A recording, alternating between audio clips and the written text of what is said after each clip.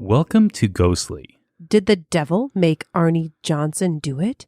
Ghostly is a podcast that comes out every other week, and in each episode, we take a ghost story or paranormal event and look into its complete history. Rebecca then gives us evidence proving that the story is real, and my job is to debate those pieces of evidence and get you, the listener, prepared to vote on if it's real or not. If you haven't yet, please hit that subscribe button. And as always, we're your host. I'm Pat. I'm Rebecca. Rebecca, what's been going on? It's summer.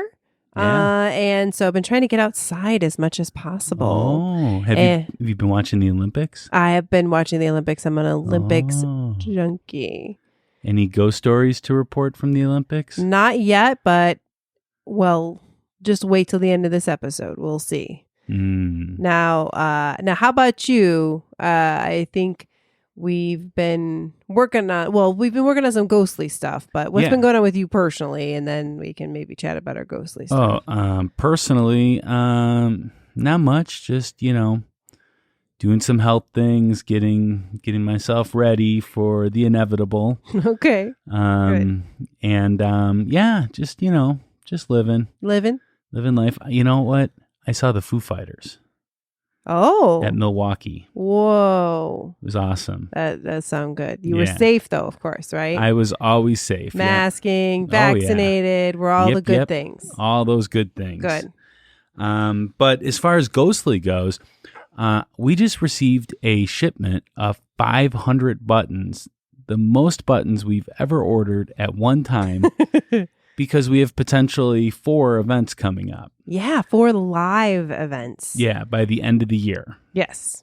We've already talked about Elgin Fringe Fest on September 11th. Mm-hmm. That will be at 7:30. Yes. We do suggest that people get there early. Yeah. Because last time we sold out and people were turned away. So I hate to see people turned away. I will be running sound for 2 other podcasts at that event. So you can come to the 2 earlier podcasts as well. I know one of them is a true crime podcast. Oh, exciting. Yeah, I love true crime podcast. Mm-hmm. And the other one is one of our friends at Attack of the Snack. One of my favorite podcasts of all time. Because it's snacks and funny people. Yeah. Nothing bad about it. No, it's all good. Bad. Very exciting. Super excited for it. I'm super excited for Fringe in general. If you've never been to a Fringe Fest, it's just a lot of people doing whatever weird, fun things. And it's great. It's cheap. It's fun. It's live. And you get to walk around downtown Elgin, Illinois, and super fun. Well, you could walk around downtown Elgin at any time you want. I know, but you walk around and see fun people doing fun things. So it's good. We'll definitely be paying attention on social media for information about that. We also have a Facebook Live that's going to be coming up. Yeah, we do. End of August. Yeah. To get people ready for our second event in September. Yeah, which will be at the Roth House. ROFF. I know. House. At first I thought it was Roth, but it's not. It's Roth. And I confirmed with Neil from Graveside Paranormal that there are still 3 tickets available for the overnight investigation part of it. Yeah, at least as of this recording. So definitely go check it out because this is the site of the first documented possession. I believe exorcism, possession. I'm not sure if it was the first. Well, one of the first, I guess we'll say. I think that's what they say.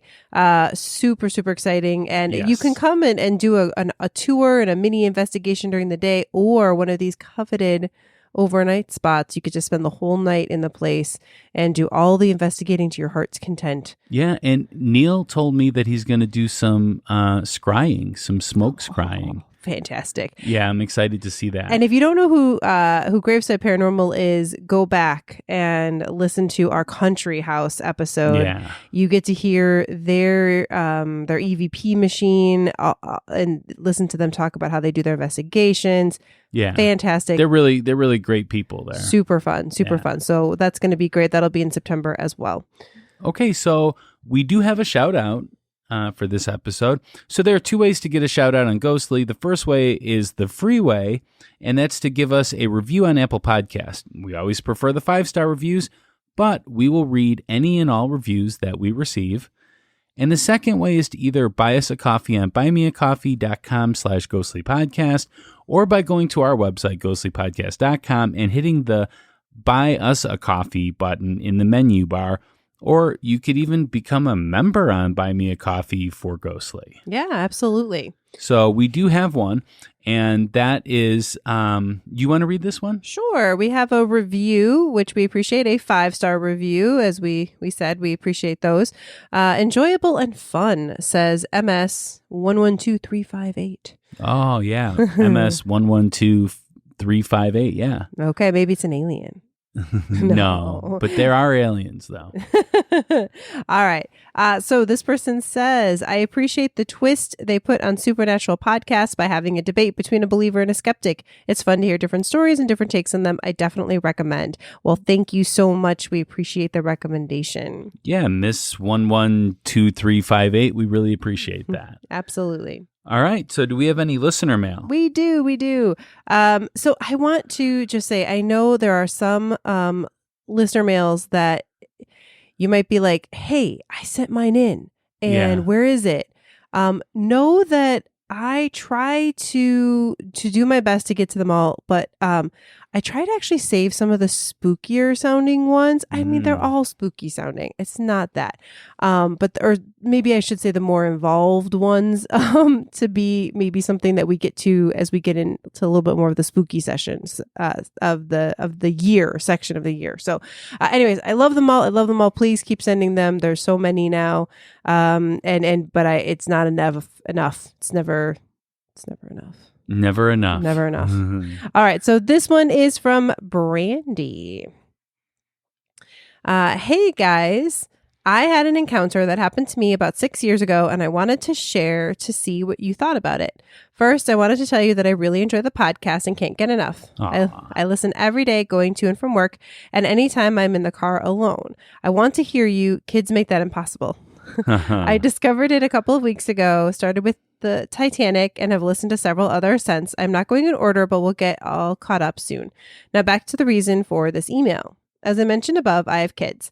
They are all too big for this now, but from time to time, when they were toddlers, they'd crawl up on my side of the bed if they woke up in the middle of the night to snuggle with mom. We always left the bedroom door open. I'd be lying on my side and would feel the bed move due to stepping on the sideboard. The bed sets up kind of high and the pressure from their knee on the mattress, so I would roll over, open the cover for them to crawl under and snuggle. One night, everyone was already in bed and I had stayed up due to not being tired, and I'd rather not lie in bed tossing and turning. When I finally decided I would give it a try, still not overly sleepy/tired, but it was getting pretty late, I crawled into bed. I had rolled on my side, so my back was facing the side of the bed. I wasn't in bed for more than a couple of minutes, and I felt the bed move. I felt the mattress sink with the weight of a knee, so I rolled over and pulled up the blanket for her to crawl under, and there was no one there. Lots of exclamation marks. I played it over and over in my head. I know what had just happened. I was not almost asleep. I actually hadn't even shut my eyes. I wasn't sleepy, remember, so it wasn't a dream or my imagination. I could reason away the bed moving. Maybe I or my husband moved, although it was just my side. But I felt the weight on the mattress, all while the bed was still moving due to, quote unquote, someone crawling in. And before Pat says, maybe a pet, we rented at the time and weren't allowed any pets. It freaked me out pretty badly. I couldn't go to sleep, but I sure wasn't getting out of the bed. I still can't make any sense of it, and I don't know who wanted to snuggle with me that night. Like, that sentence freaks me out. Sorry. Everyone in the family had some type of experience in that old house, along with some friends who had an experience or two. I had many others, but none so extreme. I just wanted to share and see what you guys thought, especially Pat, curious what he thinks it was. Brandy, one tired mama. All right. I don't want to debate it. I really am happy that you sent this in to us. But if I had to say something, it was that you didn't realize you were half asleep. I know you said you were wide awake, but oftentimes we feel that way. And there's a lot of times when I, will think that I haven't slept at all, but then again, I have. It's like you wake up and you're like, man, I haven't slept at all, or I'm waking up every 5 minutes, when in actuality, that's not the truth. In actuality, you're waking up maybe once or something like that, and you just feel that way. What do you think, Rebecca? It's hard to know. I mean, I guess, you know what, if this was the only thing, I would say, it could just be a muscle memory, or like a thing where like it happens a lot of the time. So your brain just kind of puts it there. But then she mentions that other people had experiences in the house, and it was not just like this was the only thing. So then I start to think, maybe there's something to it. So sure.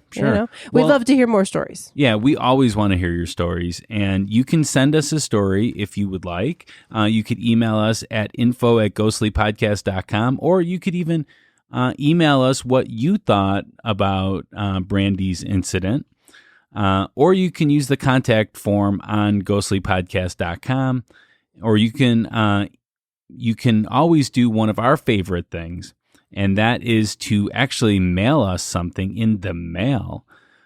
We are P.O. Box number 264, Geneva, Illinois, 60134.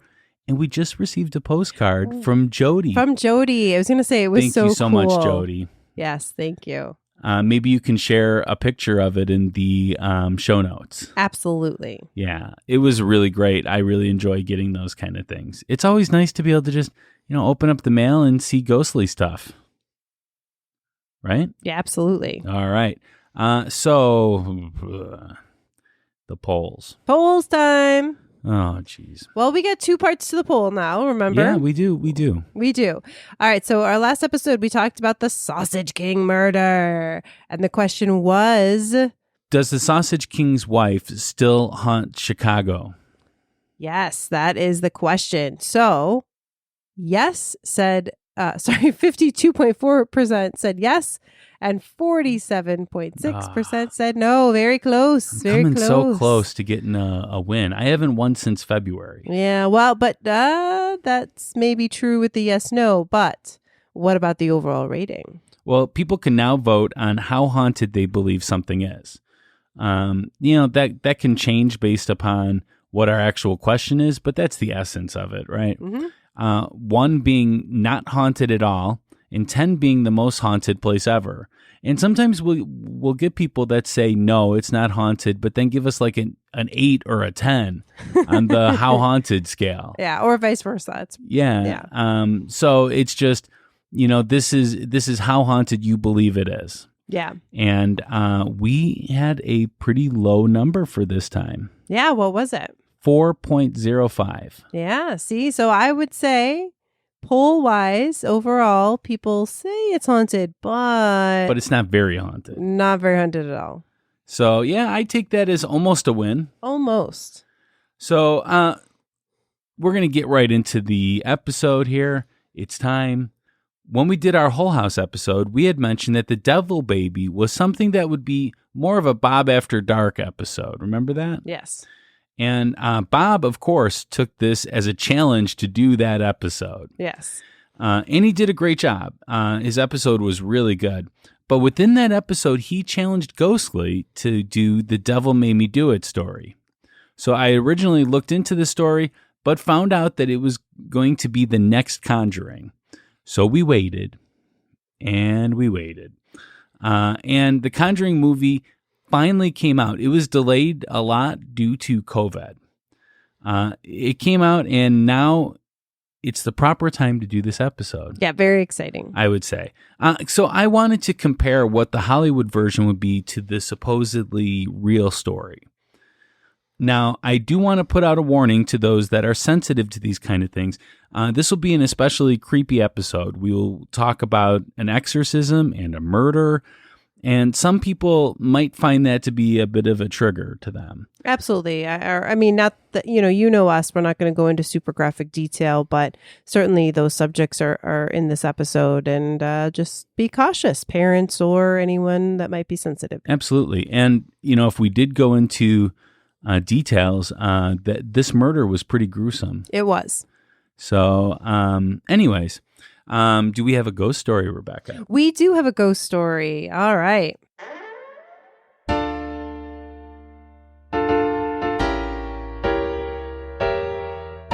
It's time for a spooky tale from Rebecca.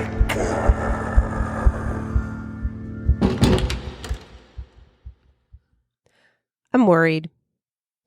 I'm worried about what's happening to me. These last few months have been unbelievable and stressful. Things have happened that I never would have believed. It started when Debbie and I had found a new place to rent. It seemed like a great place. It's a little dark and musty. Debbie is my world, and I would do anything for her and her family. So I was happy we were taking the next step. Her little brother, David, is like my own brother. I take him fishing, and we just have the best time. But after David and his mother came to help Debbie and I get our new place ready, he was never the same. He claimed to see an old man and started getting wounds that made no sense. Eventually, he was snarling and swearing, things no normal boy would do. Every day, I would work all day landscaping and then come home and help hold David down while the Warrens and the priests would try and save his soul. They said he was possessed. One night, I was so tired and I felt so bad for David. I started to scream at the demon to take me, and not my little buddy. Nothing seemed to change at first, but a few days later, everything stopped. Everything quieted down and David seemed okay. We were all so relieved. But the last few days, I keep seeing weird things. Things happen in the corner of my eye, but when I turn, there's nothing there. This morning, when I bent over to wash my face, when I looked up, I saw something else. Something that wasn't me. Now, I'm back from the hospital. They tell me my car ran into a tree. I don't remember anything. I was just driving, and then I felt a rage coming over me for no reason. And then I was waking up in the hospital. I seem physically okay, but I'm not sure about my mind.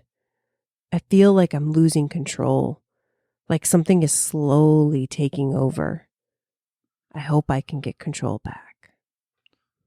Wow. So this is pretty much an account of what the events were in the Devil Made Me Do It case. Some of it, yeah. Yeah. So, but you just took it upon Arnie's point of view. Yeah, this is Arnie's point of view. Interesting. Yeah. Okay. Well, we're going to take a small break, and when we return, we'll get to the history. All right. Oh, hey there, Count Panic. I got a question for you. What's that, Bob? What do you know about Mothman, the Loch Ness Monster, ghosts, demons, and things that go bump in the night? Not much, Bob. Well, lucky for you, we host a podcast called Bob After Dark where we talk about legends, lore, and the supernatural. Wow, where can I find this podcast? Wherever you find your great podcasts at. All right, time for some hashtag pet facts.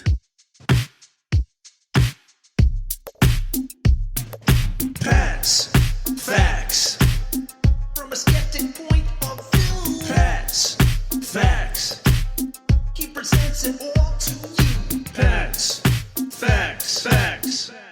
Pet facts. So the Devil Made Me Do It case is the first known court case in the United States where the defense claimed that they were innocent because the defendant was possessed by a demon. Possessed. Since this was the plot for the Conjuring 3, then it goes without saying that this is another of Ed and Lorraine Warren's cases, right? Yep, absolutely. As all the Conjuring seem to be. I know that they want to do another one where there's a werewolf in it. Oh, interesting. Yeah. Interesting. I'm really interested in Well, that. I know eventually we haven't gotten to the Conjuring 2 yet. We're definitely going to get there. It was just this had to come first because it just came out. Yeah, absolutely. Yeah. Absolutely. And because we were challenged to do this one. Yes. So The story is set in Brookfield, Connecticut, and starts with an 11-year-old boy named David Glatzel, his sister Debbie Glatzel, and her boyfriend Arne Johnson. The Glatzel family rented a house, and as they were cleaning out the house, weird things started to happen to David.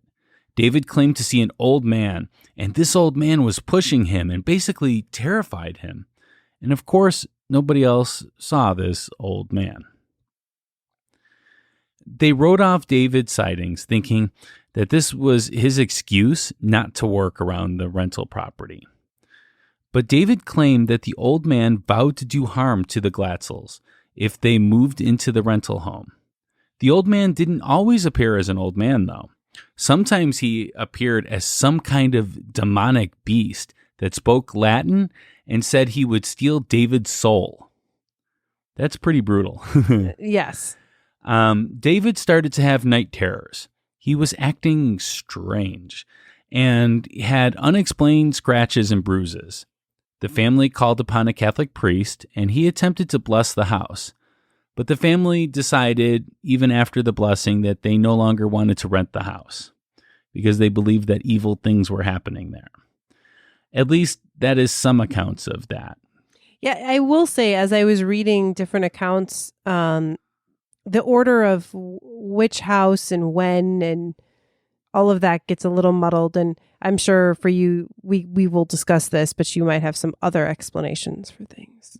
Possibly microclimates. It's all microclimates. But I think would you say though that it is fact that something was going on that they felt the need to call in the Warrens, whatever that was, whether they should have chosen the Warrens as the people to call in or whatever, but they did call the Warrens in. Some would say yes, and some would say no, that it wasn't after the events that they actually called the Warrens in. Interesting. Yeah. But we're going to talk about that, I'm sure. Okay. So David's night terrors became day terrors, and this lasted for 12 days before the family allegedly called in the Warrens. Okay. Lorraine allegedly witnessed a black mist materialize next to David. That's an apparent indication of a malevolent presence. Debbie and her mother told the Warrens that they had seen David being beaten and choked by invisible hands, and that the red marks had appeared on his neck afterwards. David had started to growl, hiss, speak in otherworldly voices, and recite passages from the Bible or Paradise Lost. Have you ever heard of Paradise Lost? Yes. So Paradise Lost is a poem written in the 17th century by John Milton. It is considered to be Milton's masterpiece, and it helped solidify his reputation as one of the greatest English poets of his time. The poems concern the biblical story of the fall of man and the temptation of Adam and Eve by the fallen angel Satan and their expulsion from the Garden of Eden.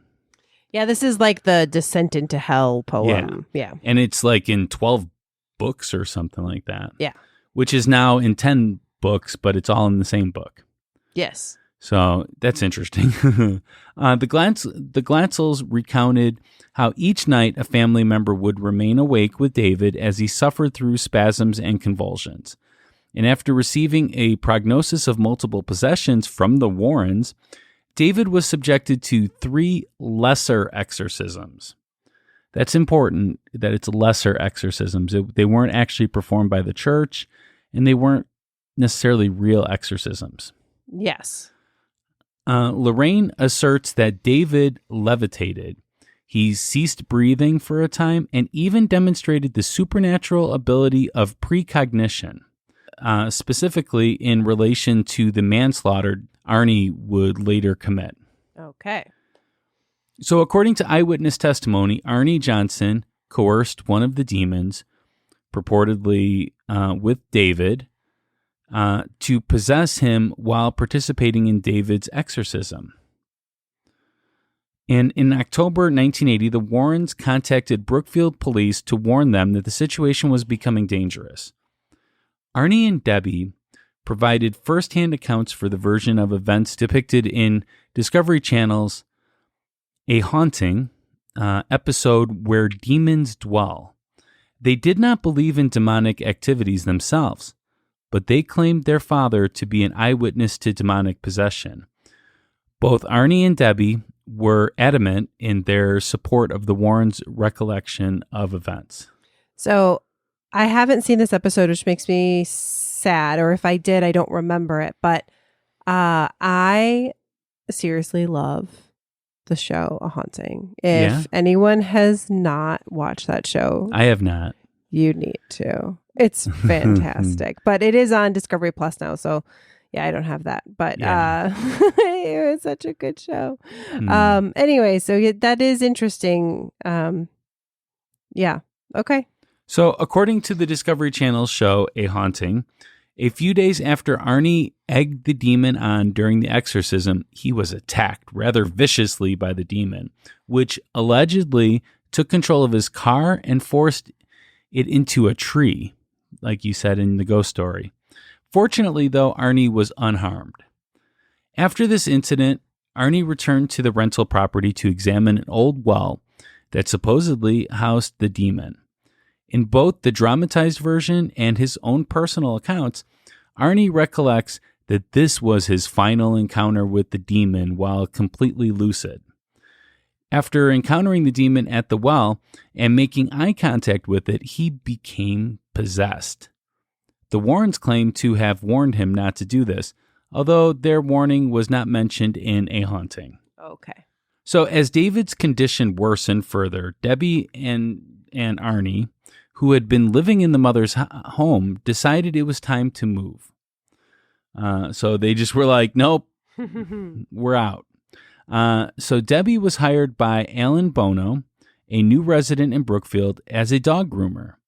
Debbie and Arnie began renting an apartment close to her place of employment, and after moving in, Arnie started to exhibit odd behaviors that was strikingly similar to David's, causing Debbie to fear that he had become possessed as well. And according to Debbie, Arnie would fall into trance-like state, wherein he would growl and hallucinate, but later have no memory of it. So on February 16th, 1981, Arnie called in sick to his job at Right Tree Service and joined Debbie at the kennel where she worked, along with his sister Wanda and Debbie's 9-year-old cousin Mary. Bono, the couple's landlord, and Debbie's employer at the kennel, bought the group lunch at a local bar and proceeded to drink heavily. After lunch, the group returned to the kennel. Debbie then took the girls to get pizza, but insisted that they return quickly because she anticipated that there was some kind of trouble. When they returned, Bono, he was intoxicated at this point, and he became agitated. Everyone left the room at Debbie's urging except for Bono, who seized Mary and refused to let go.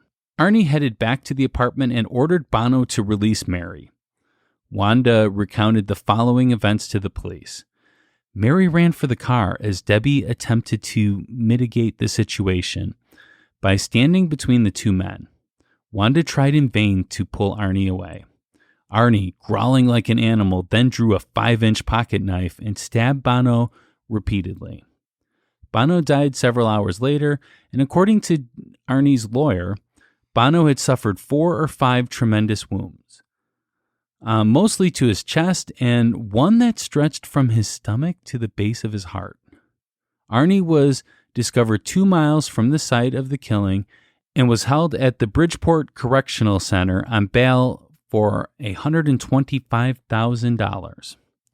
This was the first unlawful killing in the history of Brookfield, Connecticut. Wow, they made it a pretty long time. Yeah, and I like that it's an unlawful killing. Right, because they're, well, I mean, to me, actually, it is kind of interesting hearing this account because, like, if he was holding on to a little girl and wasn't letting go, and now, again, maybe you didn't need to kill him, but, like, you could, I mean, so a lawful killing would be if you were defending yourself or others or whatever. Sure.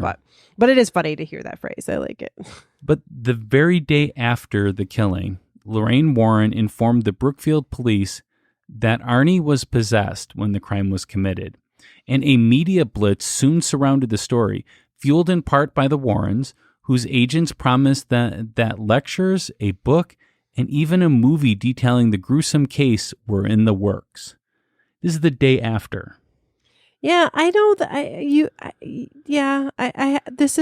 there's mixed accounts on this, the timing wise. So I don't know. Well, it is true that Lorraine came out and she, told the police and told the media that this was a possession case. Yes, they were very open about that. And they asked if there was going to be any lecturers, and she said yes, that there would. And then they asked her if she was in any dealings as far as movie rights go.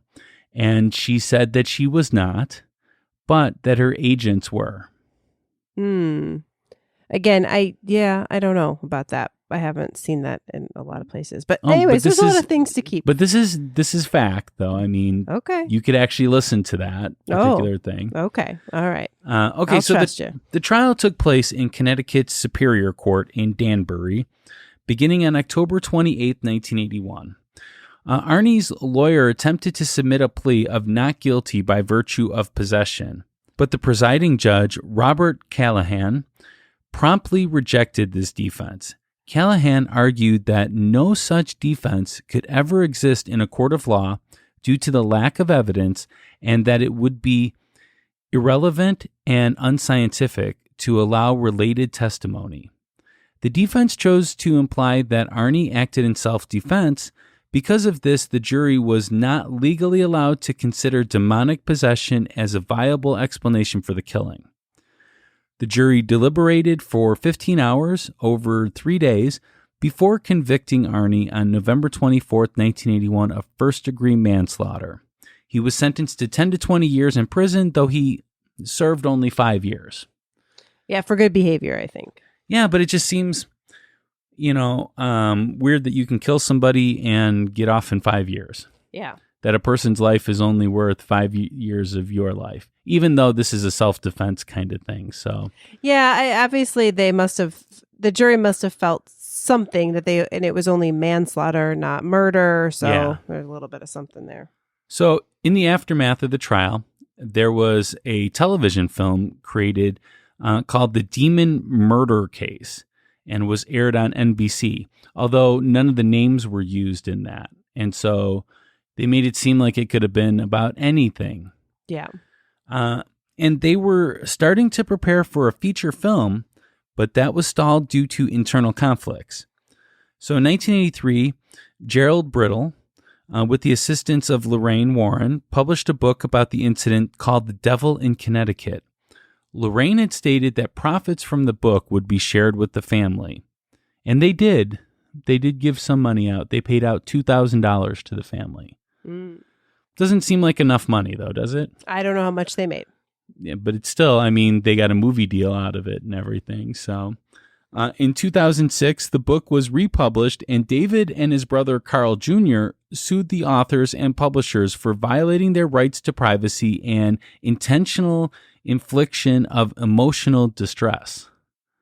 Now, David was the one that was originally possessed, right? Correct. But I think Carl Jr., from what I've read, it was the main person for the suit. But that, David was supposedly a part of it as well. Well, Carl also claimed that the book alleged that he committed criminal and abusive acts against his family and others.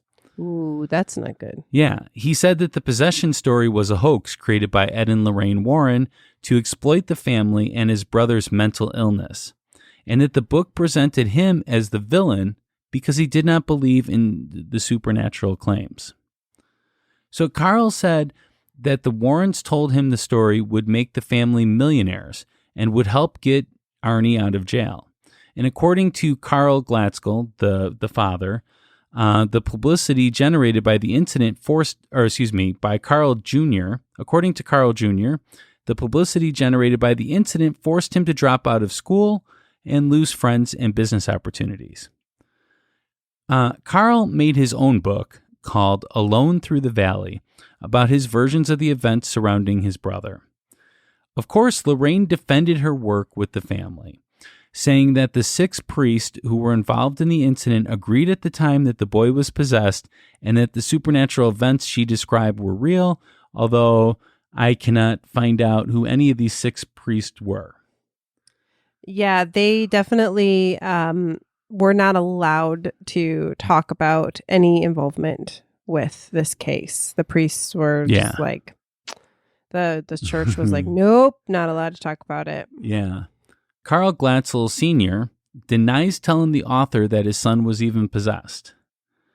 And Arnie and Debbie are now married and have 2 children.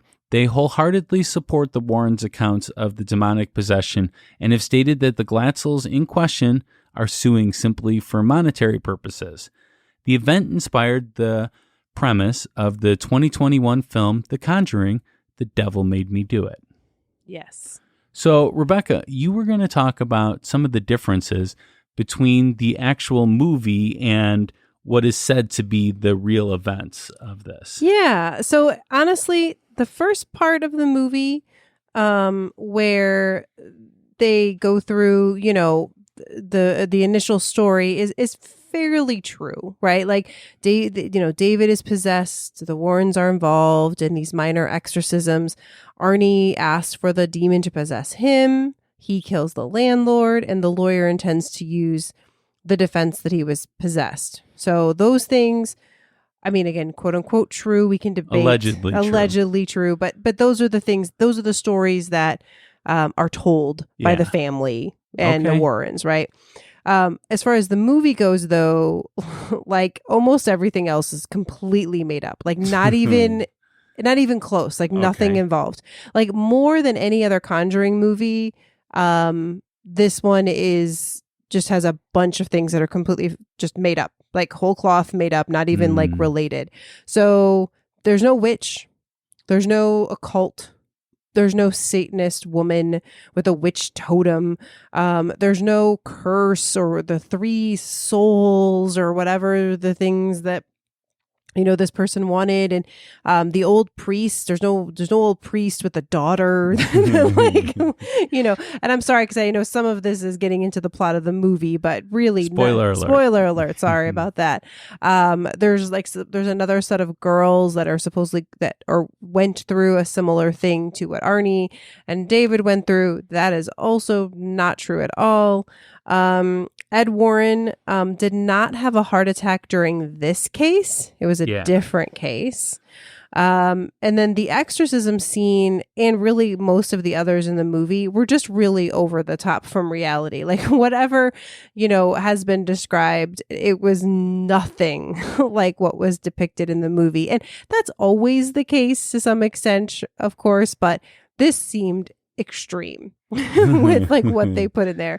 Now, according to the director, the murder scene is fairly close to what happened, in that it was a very difficult scene. Obviously, this is somebody that was killed. We can debate, obviously why or who or whatever, but it did really happen, and so he tried to keep it fairly close to reality, though the name is changed of the landlord. But he did have a business that was a dog kennel grooming business. So that part's true. Well, actually, if somebody, like when someone stabs somebody, it usually does not lead to death. Sure. So this is a pretty heinous thing that he stabbed him over and over again, at least 5 times, and that caused it. And he must have been pretty inebriated. Right, inebriated, yeah. Inebriated in order to allow this kind of thing to happen. Because, I mean, you would imagine, even after being stabbed, you're not just going to fall to the floor. It's not like that unless, they happen to hit the lungs or the heart or something like that, which the heart is very, very hard to hit. Pretty much they have to crack the rib cage in order to do that. Keep ourselves from getting too graphic. But I'm just saying though, it's like it doesn't happen that way. Like you stab somebody and they fall to the ground right away. stabbing murders are very violent. Yeah, definitely. So, anyway, so they didn't need to enhance it, I guess we'll say, is Okay. what he said. And then Arnie himself, in the real storyline, never said, at least as far as like the court was concerned, that he was possessed. He just said that he couldn't remember what happened. It was others that were saying, no, like the reason you can't remember is because you were possessed, though now he claims it. So I that's changed. But then the one thing too I forgot to put on here that is different is in the movie they imply that they did use the possession defense.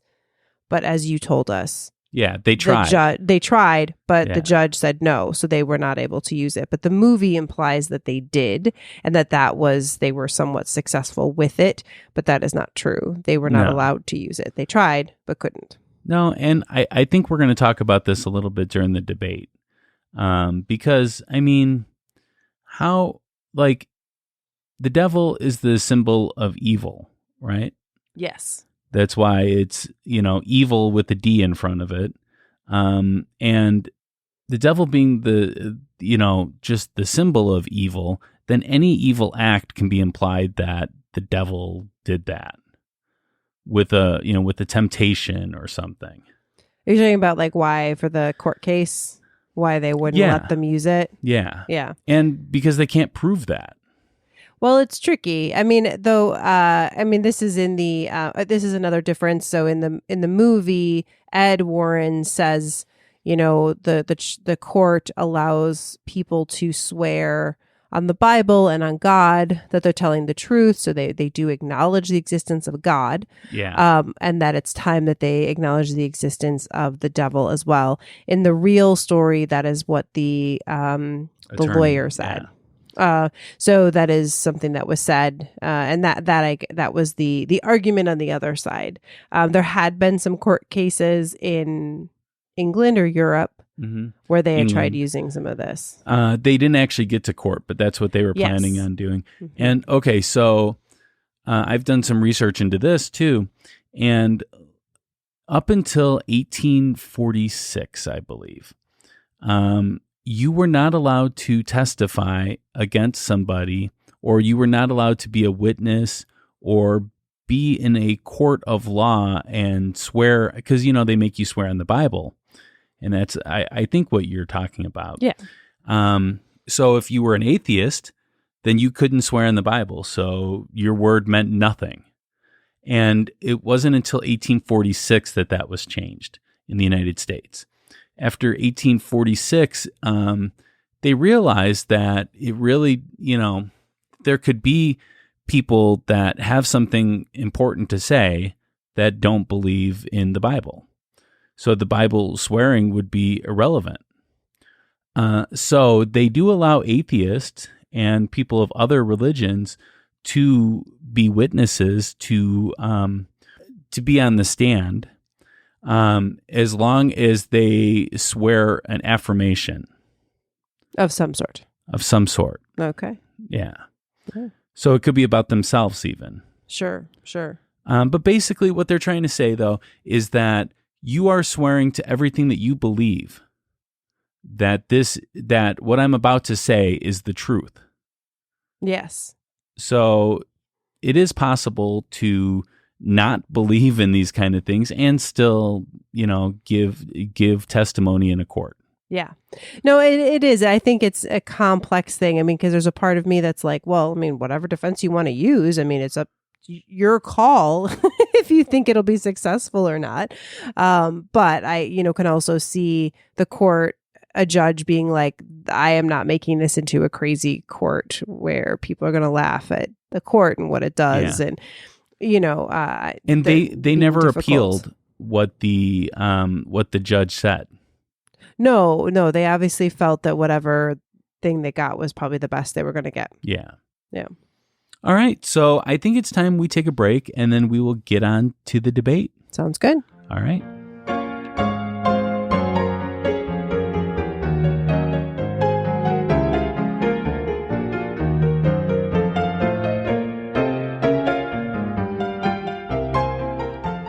this last year, things have been really tough for theater groups.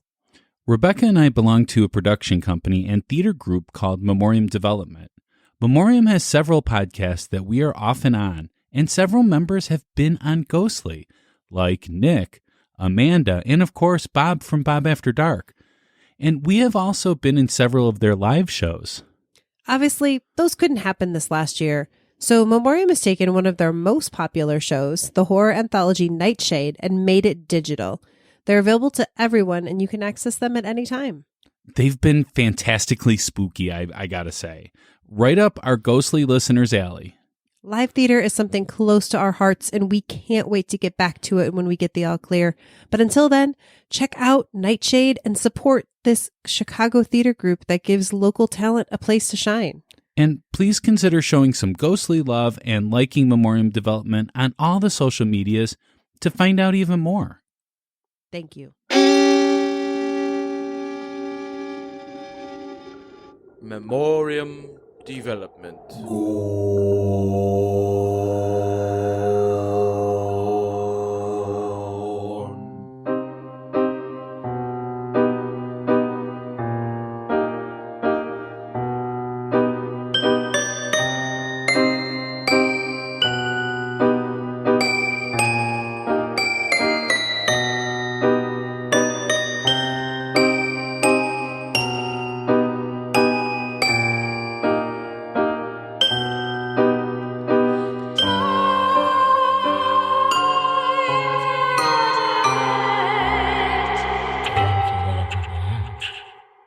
All right, Rebecca, why don't you start the debate? All right, let's do this. So just to say, I've got a few pieces of evidence, many of which you talked about in the history, because that's just kind of how this episode goes. Yeah. So we're gonna now that you've shared all of that, let's debate those things. And my history, I want to say it's a supposed history. It's a quote unquote history for you. Yes. Yeah. And I also want to say, so I've got 5 things that we're going to talk about, and some of them are for David. Okay. And some of them are for Arnie. And my overall thought for that is that I can't argue that Arnie was possessed without also arguing that David was first possessed. Okay. Right? Like I in my mind, I need to kind of show that part, Sure. and then I show the Arnie. So Sure. there's both in here. Okay. So first one, basically this is from the director of the movie. Okay. Chavez. He says that David reported having a quote unquote traumatic encounter in a room with an unexplained burn stain through his mattress and onto the floor below. And then from another source, I found the mom talking about this incident, and she says that she saw her son fall suddenly on the bed. Back home that night, he told her that someone had pushed him, and that a little old man had appeared before him with burnt looking skin and a plaid shirt torn at the elbow, pointing a finger and warning him, beware. Sounds like Freddy. Yeah, right? Super creepy. So like I said, there's kind of like different versions of this story that get told as far as like the old man, you mentioned him seeing the old man, and this thing about a burn, either the bed was burned or the guy was burned, the shirt, whatever, but that something happened in that rental property that was kind of like a first incident. Oh, I guess this would be another difference from the movie. In the movie, it was something with a water bed, and definitely very Freddy, a hand reaching out from the water bed or whatever. That is not what they claimed, but it was something on a bed with this kid while they were helping, get ready with the rental house. Okay. So I know that you need to first explain, David's possession in order to explain Arnie's possession. Yes. But David claimed in that court case that his brother brought about that he was never possessed. So I don't know how to argue this one. I believe that Ed and Lorraine convinced them that this would be a really good story. And I believe that their intentions were not good in this, that they intended to make this into a book and make this into lectures and charge people money, and eventually make a featured film, which is now out there, which is The Conjuring. So I can't argue these facts based upon that. What I can say is maybe there was something else that caused the burning on the bed. Maybe he snuck in matches or something in there. Okay. And about that the mother saw him being pushed onto the bed. The mother, I think, sides with, or used to side. I don't think she currently does, but I think she used to side with the Warrens because there was a book deal in the process where they were going to make money, and it turned out to only be $2,000, which is not enough to go through all of the torment that this family has gone through since then. I am not sure if the mother is still with us. Yeah, I'm not sure either. Yeah. But the family has pretty much gone into like hiding since then, or a lot of the members of the family don't want to discuss this ever again. Well, but the mother, this was part of the haunting episode, I think. Yeah. So not that long ago that she was still telling these stories, and that again, it's multiple people, that were around at that time claiming that David, again, this was the first initial incident, and that it was something weird. Again, nothing necessarily paranormal about it, other than he claimed to see a little old man who nobody else saw. Sure. And I think at first they didn't necessarily, it's a kid. They thought he was trying to get out of doing work at the house. He's 11, so he's a little old for like an imaginary friend. But still a kid, could be an imagination.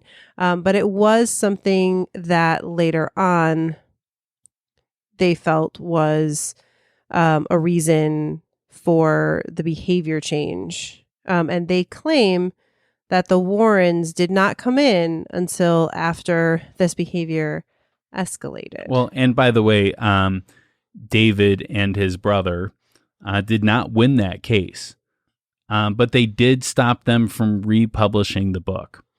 And the author of the book had some claims that they wanted to, that the family had agreed, but then they didn't, and they didn't care. Well, and I, hey, if the book claimed some things about Carl Jr. that were either untrue or unflattering, he certainly, I could see that he would have a claim for getting that not published, though it seems like if they didn't win the case, that's a little bit odd. But anyways, they must have, the publishing house must have felt that it wasn't worth republishing. But the case was not about, was David possessed? The case was whether or not the publisher and the author of this book could go on telling this story. Right. But obviously the story, it is Debbie and Arnie's story as well. And that is partly how the movie got made. Absolutely. It was not the Warrens Lorraine was certainly involved in some of that. Well, but I would argue that they were very involved in that. Well, I think Ed passed away long before that. He never saw any of the Conjuring movies. Yeah. But Lorraine was involved in sharing some of their stories with that. But here's the thing. Arnie never claimed to be possessed until Lorraine brought it up the day after the murder. And then he started to claim that. Yeah, but things were happening, and Debbie, as you said in your opening, had seen things happen. But we're getting a little bit off of our evidence here. Our evidence right now is about this first incident that happened at this house, supposedly to David. Okay. So what would your rating of this evidence be? Like, did this happen to David? Did he see the little man? Yeah, I'm going to have to go 0 on this one because I believe it was mental illness mixed in with preteen angst, and I think everything there could be explained. The mother might have walked in as he was falling onto the bed, and he could have been standing on the bed and fell back. Mm-hmm. So, I mean, like, none of this seems supernatural to me. Okay. For me, I'm going to give this part a 6. A 6. Again, okay. it's a little bit early on in the story. I think the mom probably wouldn't have thought anything about it whatsoever if later that evening her son hadn't told her about seeing something and being told, being warned about things. So I think that's what made it a little bit more supernatural. All right. So I'm going to talk about something that's a little different. I found this in, I would call it a contemporary article in the New York Times, meaning this is an article that came out during the trial or during the time before the trial. Right. Okay. And in that article, Debbie, so this is Arnie's girlfriend, David's sister, said to the reporter, look at this one. She pushed a color snapshot across the table. It showed her brother, a mop-haired boy of 12, sorry, I guess he's 12, lying on his back on the floor with a sloppy expression on his face. What's a sloppy expression look like? I don't know. This is old-fashioned reporting. Okay. Kneeling over him. This is the 1980s. This isn't like it was in the 20s or something like that. Yeah, that is really weird. It's written very differently than how we'd have it today. I mean, I wonder if she referred to herself as a skirt. Oh, all right. Okay. Kneeling over him, pressing a crucifix from a chain around his neck onto the boy's forehead was Mr. Johnson, which is Arnie. She calls him Cheyenne. Or, that's like his middle name That's or his middle nickname. name, Yeah. The next photograph seems to show Arnie, Mr. Johnson, trying to hold the boy down, and the crucifix with its chain broken is lying on the floor. So these are photos that are supposedly taken during the exorcisms of David. Well, there was no real exorcism performed on David. Let me just say that. Lesser exorcisms. The lesser exorcisms were performed by the Warrens. So the Warrens were already involved at this point. And yeah, I mean, they might have done these kind of things to them, but it doesn't mean that anything was real necessarily. They just assumed that it was. And let's see. So the boy was 12 years old. He was lying on his back on the floor with a sloppy expression on his face. And Arnie was kneeling over him, pressing a crucifix from a chain around his neck onto the boy's forehead. Does that sound like that has to be supernatural? I mean, I think we could recreate this and it would not be supernatural at all. I think that it would be really weird to do something like this if you weren't doing it in response to something. Or that you're planning to do a book and a movie and do lectures about this. I mean, I believe that, do I believe that Lorraine believed it was real? Yeah, I believe she believed it was real. I believe that he coaxed this whole hoax situation into the scenario and made them do all these things. I guess there's no part of me that thinks that this family whole cloth made this up. I've seen no evidence of that whatsoever. Now, I mean, I do think we could argue that, and I don't believe this, but you think you could argue that David had mental illness. He was maybe having early stage schizophrenia or something, and was seeing things and was talking weird and doing things that made them feel. And then the Warrens came in and maybe kind of pushed that. Which I also believe that most people have some form of mental illness, just maybe not as extreme as some other cases. So I'm not saying that in a negative way. I'm just saying that as being that he was an 11-year-old boy that was obviously troubled. And I believe that that's what this was. Yeah. But I just mean these pictures, I don't think that I don't believe, and this is our debate, that they were staged.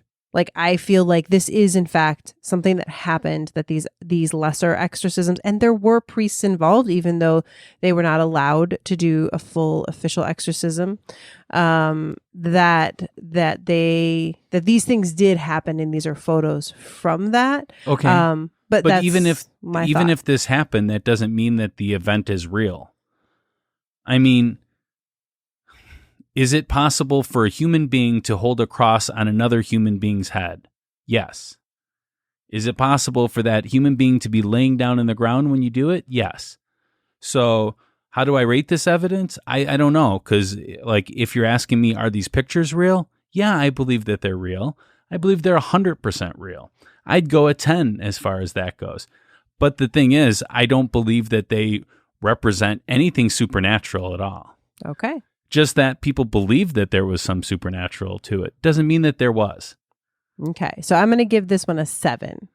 Okay. A little bit more belief for me that we have some of this evidence. What does it prove to you, though? I mean, that's like, what is it a 7? I don't understand what we're rating as far as this goes. Well, for me, it's rating that this is proof of that this is something that was happening in this house, that these things did happen, that this boy was possessed or had something going on with him, and that they did in fact do these exorcisms, that Arnie was involved in those exorcisms. Yeah, I don't think anybody would debate that there was no lesser exorcism performed at all.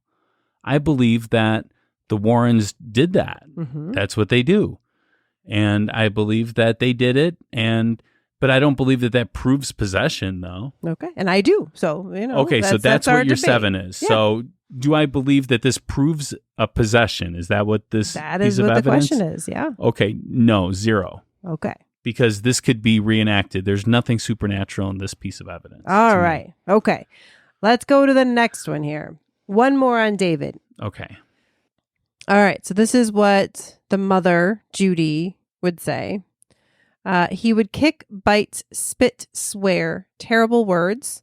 Worse, she said, he experienced strangling attempts by invisible hands, where he tried to pull invisible hands away from his neck. Powerful forces would flop him rapidly, head to toe like a rag doll. Okay. So then this just kind of goes with that flopping the head thing. Members of the family told the Post, one of the newspapers, that as the demon took over, David would lower his head and then raise it up with his face contorted into a snarl. They would see only the whites of his eyes, and he would laugh hideously.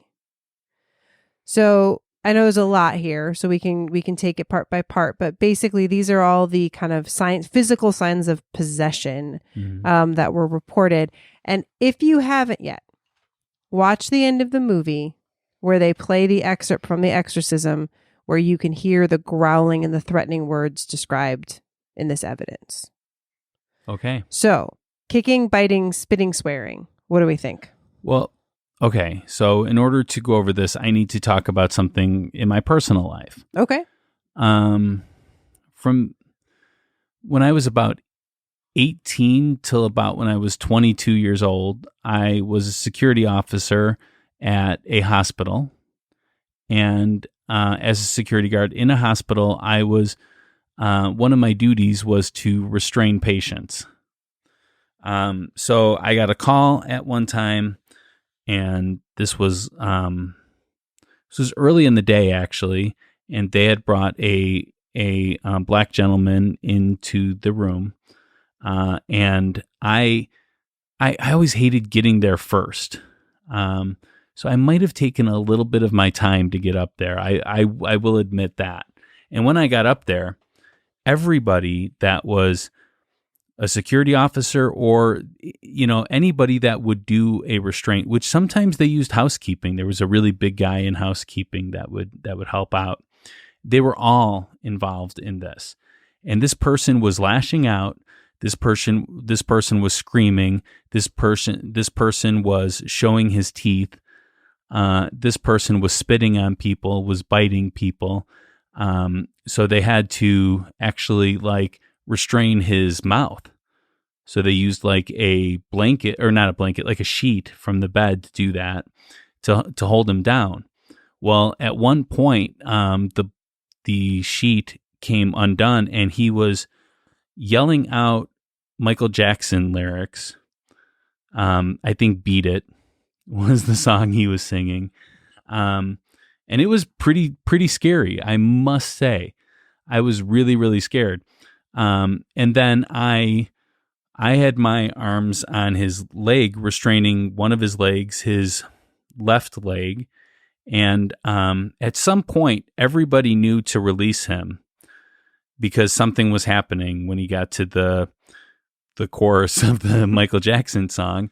And I did not know. I didn't get the cue to do this.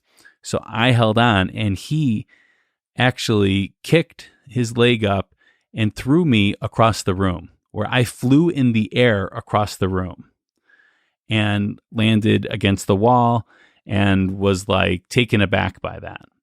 Anyways, I have seen lots of things like this. And this person obviously had mental issues that he was dealing with. And because he threw me across the room, I believe he was on PCP as well. So this is a physical thing that can happen. Nothing in here says something that is outside of the physical realm that can happen. And I do not believe this person was possessed. If he was possessed by the not yet dead Michael Jackson. So imagine, though, that instead of a grown man, the person that you were restraining was a 12-year-old boy who had no history of drug use. Yeah, well, I don't think it's all just the drug use that did that. I believe it was the extent of his mental illness that caused this whole thing to happen. He just so happened to be on PCP at the time. I believe that added to it. So I'm saying that, in that kind of situation, it's the fight or flight kind of thing in the person that is being restrained that gives them this superhuman strength for some reason. I've seen it a lot, and I've seen it from younger boys, maybe not 12. I've seen a 15-year-old boy do the same kind of thing. Mm-hmm. I guess, like I said, it's just, it's interesting to me because it's like every night this happened, and then all of a sudden it seems to have gone away. And I think my thing that I find confusing is that so Carl Jr. claims that this is mental illness, but I have not read anything about what that mental illness is. No, and nor does he have to say what it was. No, but I guess, like that's HIPAA. True, he doesn't have to say, but you can always disclose things. But I guess my thing is, like, at the time, like, what, let's just say the family didn't believe in mental illness. They chose instead to believe in possession.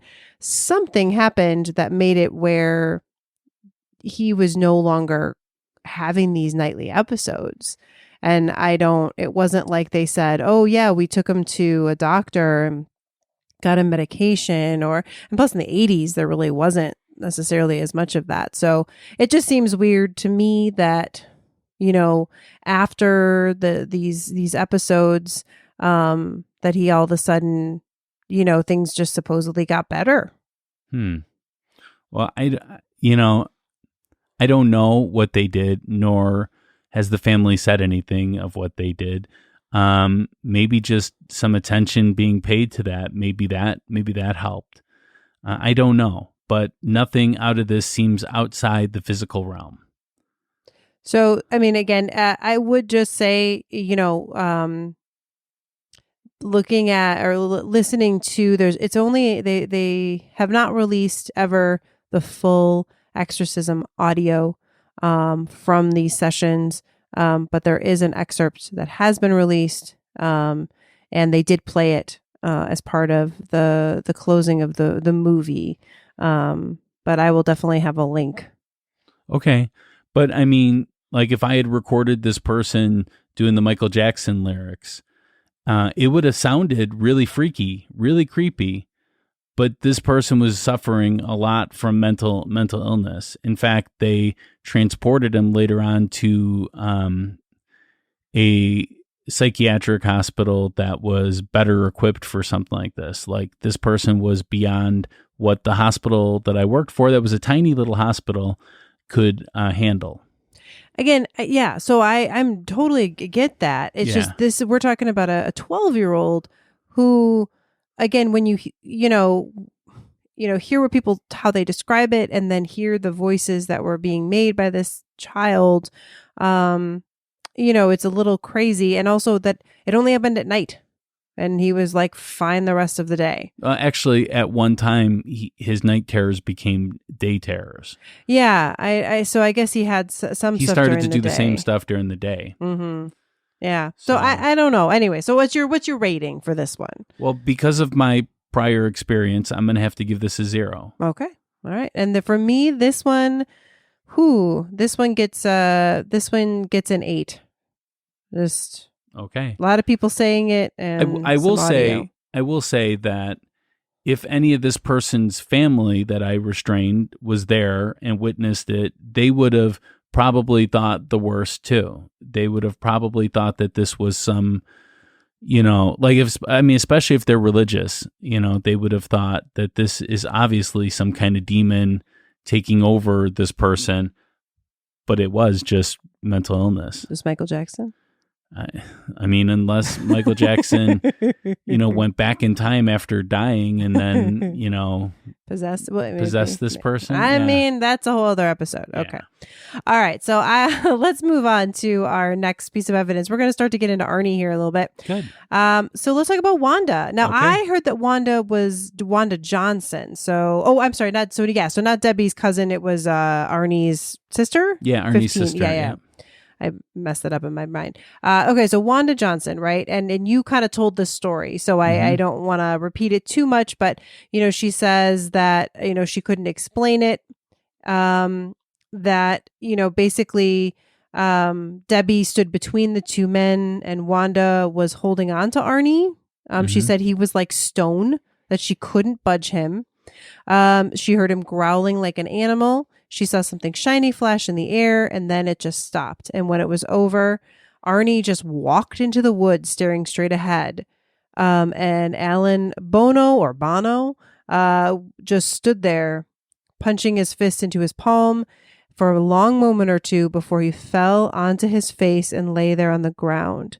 And not far from him was the blade that Arnie carried. So Wanda was a witness to this murder. And I think it's tricky, but there's a couple things here that I think kind of maybe lean towards Arnie being possessed, which would be that he was standing like stone, that she couldn't budge him. So he just kind of stopped. And that when it was over, he just walked away like in a trance, and this is something that is the same as the movie where Arnie was just like wakes up essentially kind of covered in blood.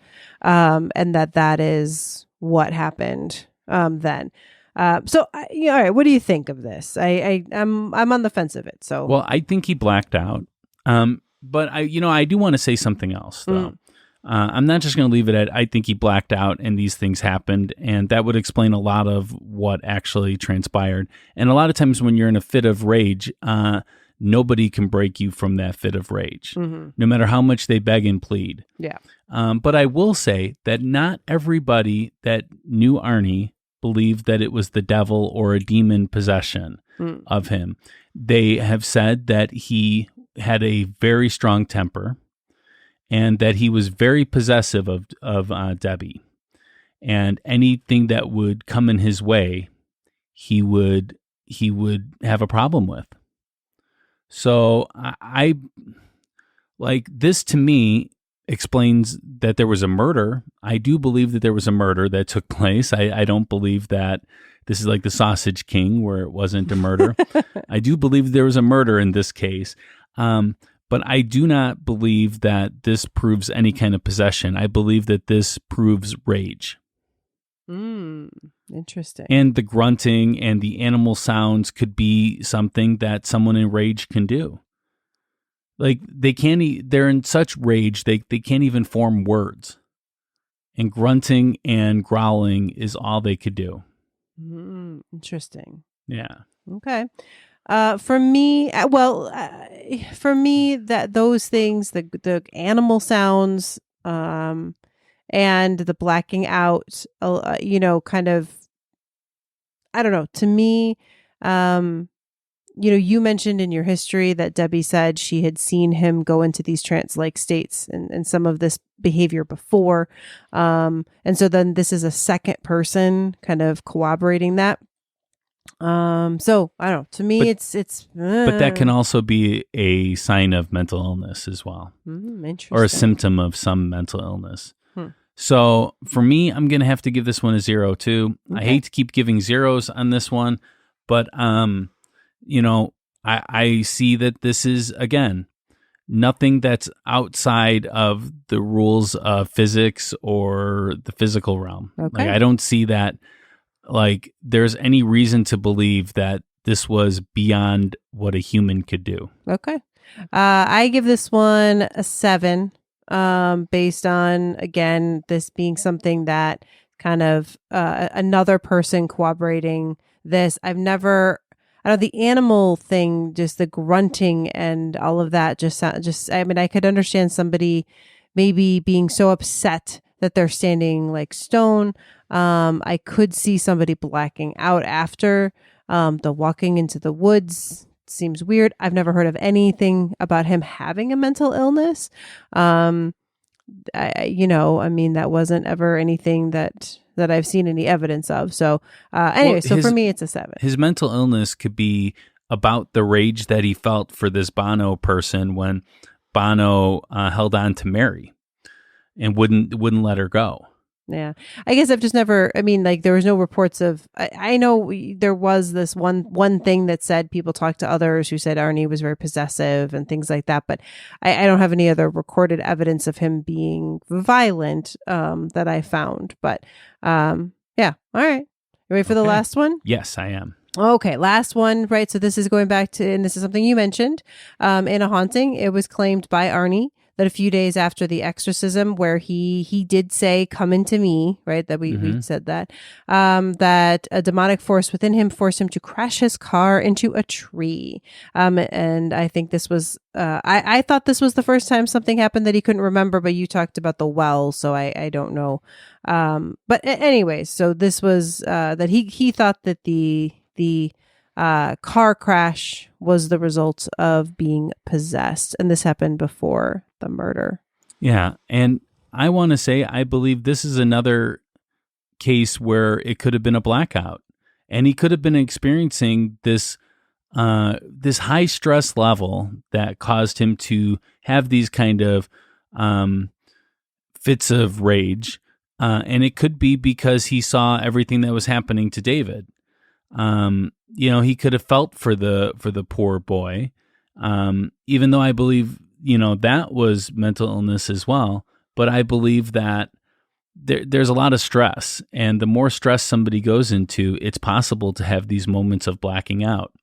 And it would be very possible for someone to black out and crash their car into a tree. In fact, it happens sometimes. Yeah, I don't know. For me, this seems like it's all kind of adding up. There's a lot of different things going on. I don't know. It's just what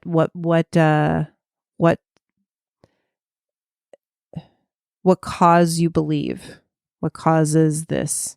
And I do think that the fact that this happened so closely after the exorcism, and that he called the demon into him, and that, things that were escalating for him, it makes me a little bit more of a believer about it. So I give this one a 7. All right. I give it a 0. Okay. Anything to do with Ed and Lorraine Warren, I think, is going to be a 0. I'm trying to believe these things. It just, yeah. I don't, there's nothing that seems to call out to me. So what would be your overall rating? So my overall rating for this is going to be a 7. Be a 7. Yeah. Okay. it's not a 10. You know, Okay. like I'm open to there being some other explanations for this. But I do think that there is some decent evidence that there could be some paranormal involved in this. Yeah. How about All for right. you? I'm going to have to go 0 on this one again. I just don't believe that there is enough evidence here to prove any kind of paranormal activity happening, All right. let alone a possession. Okay. So that brings us to the closing arguments. This is our last chance to convince you to vote our way. We are each given 1 minute of uninterrupted time. We will time each other on our cell phones to keep Rebecca honest. Hey. And this time I will be timing you, Rebecca, so you can't, pull a fast one on us. Are you ready? I'm ready. All right, let's go. All right. So I do believe that the devil made Arne Duncan do it. Arne Duncan. Oh my gosh. I'm going back into Fantasyland. But Arne Johnson do it. I do think that that David was possessed. If you listen to that tape, it up until that point, it feels very much like but when you hear it, man, it's kind of freaky. And while, grown men, on drugs and mental illness could do some violent things. A 12-year-old boy, not on anything. I mean, sure, he, again, could have some mental illness, but some of those physical symptoms to me just seem a bit crazy. And then, what are the chances that he says, come into me, and then all of a sudden has things happen to him? So I do believe that Arne was possessed. All right. You made it right to the second there. I did. All right. Are you ready? Yes, I am. Okay. And go. All right. So the question that we have here is, did the devil possess Arne enough to make him do this? Pretty much. I mean, that's essentially what the question is. I do not believe that we've seen any evidence here that would prove that to be a fact. You might believe it just based upon your beliefs, but if you actually look at the evidence here, there is no evidence. There was a murder that was committed. That murder was heinous, but I do not believe that caused it. Ed and Lorraine have repeatedly had stories that were fabricated, going back to Amityville, their first one, where it is been debunked, 100% debunked. And I just don't believe that we can trust anything that involves Ed and Lorraine at this point. Wow, you finished early? Yes, I did. Okay. All right. So thank you so much for listening. Please share us with your friends and family, as word of mouth is our best form of advertisement.